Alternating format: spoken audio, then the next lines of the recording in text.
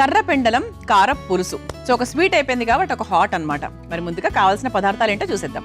కర్రపెండలం కారం పులుసు తయారు చేసుకునే విధానం: నూనె 3 టేబుల్ స్పూన్లు, కర్రపెండలం 1, ఉప్పు తగినంత, పసుపు 1/2 టేబుల్ స్పూన్, పోపు దినుసులు కొద్దిగా, మెంతులు చిటికెడు, ఎండుమిర్చి 3, కరివేపాకు కొద్దిగా, ఉల్లికాడలు 1/2 కప్పు, పచ్చిమిర్చి అల్లం పేస్ట్ 2 టేబుల్ స్పూన్లు, టొమాటో ప్యూరీ 1 కప్పు, ఉప్పు తగినంత, చింతపండు రసం 1/2 కప్పు, పచ్చిమిర్చి 3.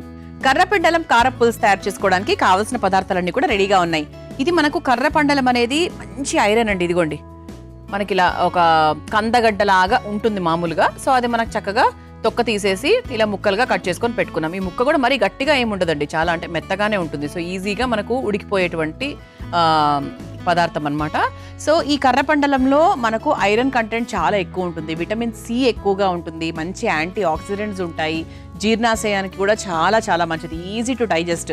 సో కర్రపెండలంతో అసలు ఏమేం చేసుకోవచ్చు అని చాలా మందికి అసలు తెలియదు. అందుకే మన అమృతం లాంటి కార్యక్రమాలు చూస్తూ ఉంటే సాత్వికమైన వంటలే కాకుండా, ఆరోగ్యకరమైన పదార్థాలే కాకుండా, ప్రాచీనమైనవి అంటే ఎప్పటి నుంచో ఎప్పుడో బాగా ఇంపార్టెంట్గా అందరూ చేసుకునేవి అందరూ మర్చిపోయి ఉంటారు మధ్యలో. సో మళ్ళీ వాటిని రీ రిలీజ్ లాగా మళ్ళీ పరిచయం చేస్తూ మీ అందరికీ కొత్త కొత్త వంటలన్నీ నేర్పించే ప్రయత్నం చేస్తూ ఉంటాము.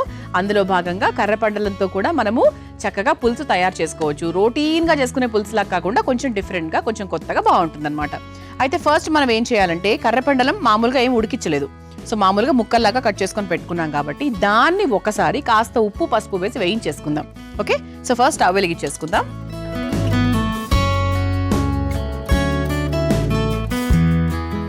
కొంచెం నూనె వేసేసుకుని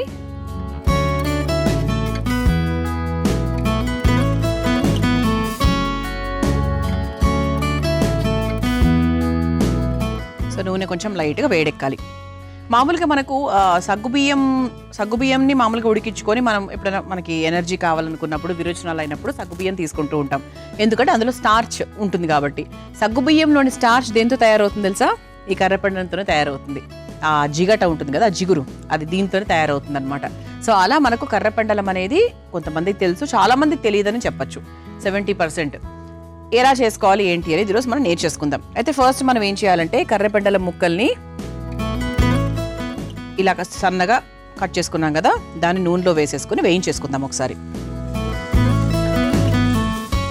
సో చూసారా, ఇందులో కూడా చాలా జిగురుంది, ముట్టుకుంటే ఇదిగోండి ఇదిగోండి. ఓకే, సో ఒక స్టార్చ్ ఉంటుంది కదా, అలా ఉందన్నమాట. దీంట్లో మనము ఉప్పు పసుపు యాడ్ చేసుకుందాం. అంటే ముక్కలకు బాగా పడుతుంది ఇప్పుడే ఉప్పు వేసేసుకుంటే. ఆ తర్వాత కాస్త పసుపు వేసుకుంటే మనకు రంగు కూడా చక్కగా వచ్చేస్తుంది అనమాట. దీన్ని కుక్కర్లో పెట్టుకొని ఉడికించుకోవాల్సిన అవసరం లేదండి, ఎందుకంటే చాలా ఫాస్ట్గా ఉడికిపోతుంది. ఎందుకంటే చాలా మెత్తగా ఉండేటువంటి ఇది వెజిటబుల్ ఇది. సో అందుకు అసలు కుక్కర్లో పెట్టుకోవాల్సిన అవసరమే లేదు. అరటికాయ లాగా అండి, ఆల్మోస్ట్ అరటికాయ ఎంత మెత్తగా ఉంది ఇది. సో జస్ట్ మనకి ఏంటి అంటే కాస్త ఉప్పు పసుపులో వేయించుకుంటే మరీ మెత్తబడకుండా ముక్క కొంచెం కరకరలాడుతూ ఉంటుంది అనమాట. సో మళ్ళీ పులుసులో వేసుకున్న తర్వాత ఆ రుచి కొంచెం డిఫరెంట్గా బాగుంటుంది.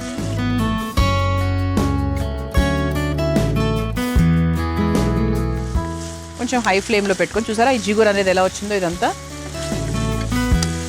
సో ఇటువంటి జిగురు ఉన్నప్పుడు ఏంటి అంటే ఎప్పుడు కూడా జీర్ణాశయానికి హెల్ప్ చేస్తుంది. పొట్ట ఇబ్బందులు ఏమైనా ఉన్నా కూడా దానికి సొల్యూషన్ లాగా పనిచేస్తుంది. సో ఎప్పుడు కూడా అంటే మనకి డయేరియా ఇటువంటి ఇబ్బందులు ఉన్నా కూడా కట్టుకునే అవకాశం ఉంటుంది. సో ఇటువంటి స్టార్చ్ థింగ్స్ ఉన్నవన్నీ కూడా మనం ఎక్కువగా వాడుతూ ఉండాలన్నమాట. కొంచెం మనకు రంగు మారాలి. సో మనం మీడియం ఫ్లేమ్లో పెట్టుకొని చేసుకోవచ్చు. కొంచెం లైట్గా మనకు వేయించేసుకుంటే బాగుంటుంది.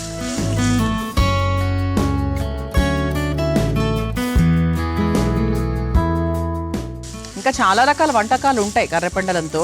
అంటే ఈరోజు మనం పులుసు తయారు చేసుకున్నాం. ఆల్రెడీ మనము మన అమృతంలో వేరే ఎపిసోడ్స్లో కూడా కర్రపెండలంతో 1-2 వంటకాలు చేసుకోవడం జరిగింది. సో రెగ్యులర్గా చూస్తూ ఉంటే మీకు ఒక ఐడియా ఉంటుందన్నమాట.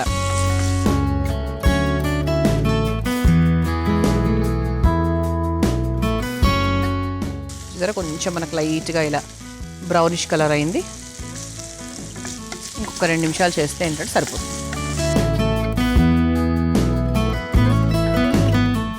సో మిగతా ప్రాసెస్ మనకు మామూలు పులుసు ప్రాసెస్ కామన్గా మనం జనరల్గా చేసుకునేది.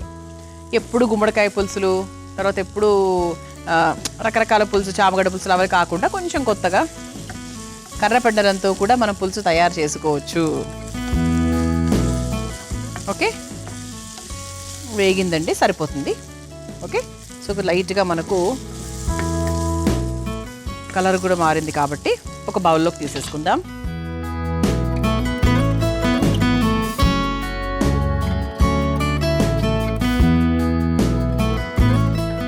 సో ఇప్పుడు ముక్కలకు కూడా మనకు చక్కగా ఉప్పు పట్టుంటుంది కాబట్టి మనకి ముక్కగా తీసుకున్నా కూడా బాగుంటుంది.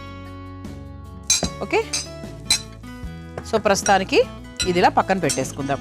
ఇప్పుడు ఇదే బాండీలో కొంచెం మనం సిమ్లో పెట్టేసుకొని మళ్ళీ కొంచెం నూనె వేసేసుకుందాం. ఇక నార్మల్ మనము పులుసు ప్రాసెస్లోకి వెళ్ళిపోవచ్చు. అందులో ముందుగా పోపు దినుసులు,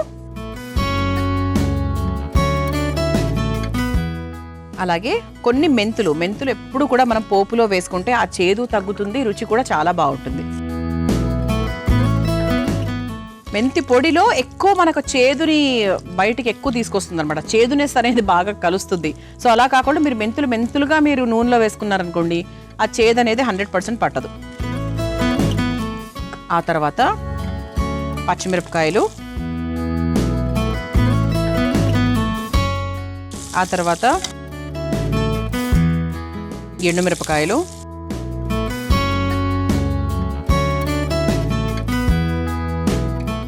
ఇది ఒకసారి ఫ్రై చేసేసుకున్నాక కాస్త అల్లం పచ్చిమిర్చి పేస్ట్ కూడా వేసుకుంటున్నాం మనం. ఓకే, సో పచ్చిమిరపకాయలతో పాటు అల్లం పచ్చిమిర్చి పేస్ట్ కూడా. ఆ తర్వాత కాస్త పసుపు ఇందులో కూడా కొంచెం వేసుకుందాము. ఆ తర్వాత కరివేపాకు ఒక్కసారి వేయించేసుకున్నాక ఆ తర్వాత సన్నగా తరుక్కున్న ఉల్లికాడలు ఒకసారి వేయించేసుకుందాం.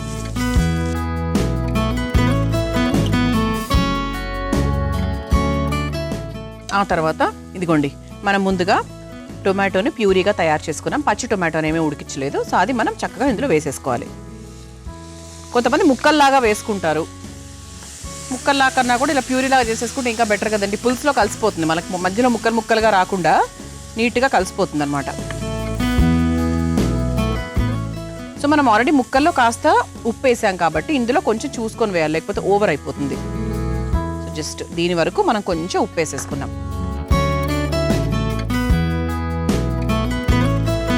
దీంట్లో కొంచెం వాటర్ యాడ్ చేసుకుందాము.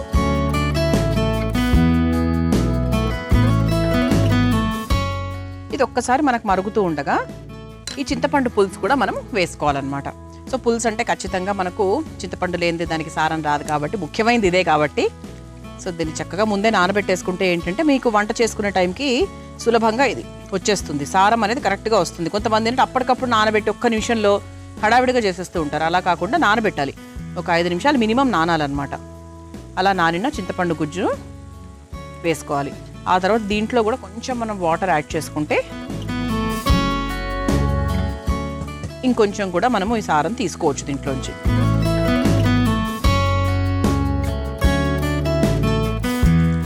అంటే సరిపోతుంది.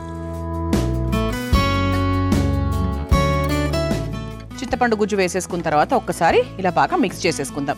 మీకు ఒకవేళ ఒక పిసర్ ఏమన్నా కొంచెం బెల్లం టేస్ట్ కావాలి అంటే ఈ టైంలో మీరు కాస్త చిన్న బెల్లం ముక్క కూడా వేసేసుకోవచ్చు. లేదు ఆ పులుపే రుచి కావాలి అంటే అలా కూడా చేసుకోవచ్చు. ఓకే, ఇది కొంచెం మనకు మరుగుతూ ఉండగా మనం ముందుగా ఇలా వేయించుకొని పెట్టుకున్నటువంటి కర్రపెండల ముక్కల్ని కూడా చక్కగా ఈ పులుసులో వేసేసుకుందాం. వేసేసుకొని ఒకసారి బాగా మిక్స్ చేసేసుకోవాలి. స్మెల్ అయితే బ్రహ్మాండంగా వస్తుందండి. అసలు ఎప్పుడెప్పుడు టేస్ట్ చేయాలా అని వెయిట్ చేస్తున్నాను నేనైతే. అయిపోయినట్టే. ఇప్పుడు ఒకసారి కలిపేసుకొని ఒక బౌల్లోకి తీసేసుకుందాం.